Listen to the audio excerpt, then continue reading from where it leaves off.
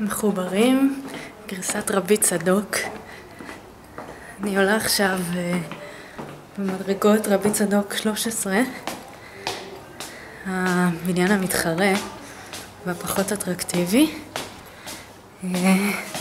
יש דיבורים על שקשוקה, ממש מעניין לדעת מה עוד קורה שם. שלום. הלו! גירעתי! אנחנו עושים פה מחוברים גרסת רבי צדוק. תראו אותי יאללה, זה המתוחכם שלנו. מה פה קורה? יוני בי, תראו אותו. רואים אותי באח הגדול? יוני, זה למחוברים. זה למחוברים רבי צדוק. יש לי מסר, בבקשה. התאמנתי עליו הרבה. בבקשה. התאמנתי הרבה על מסר לאומה. רגע, השכנים לא בהכרח רוצים לשמוע את המסר. שכחתי. תפסיקו את הכיבוש, די לכיבוש.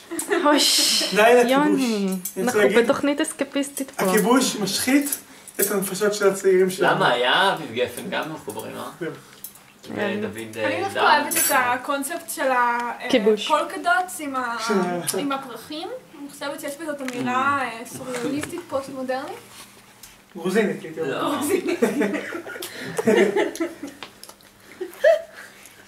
נשמע כזה ארטיסטית כזאת.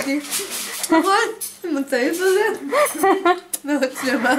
אני לא יכולה, לא, ככה אני ברגיל. יעל.